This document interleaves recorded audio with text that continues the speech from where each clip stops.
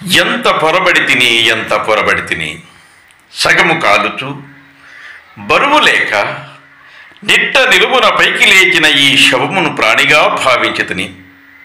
అయ్యయ్యో అయ్యయ్యో, ఈ కళేబరపు దుస్థుతి ఎంత జాలింగొలిపెడిది, ఎంత జాలింగొలిపెడిది.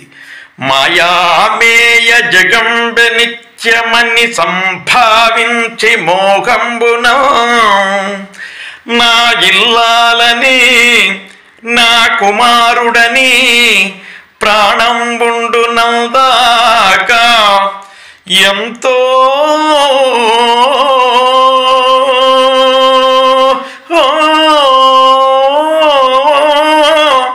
అల్లాడిన ఈ శరీరము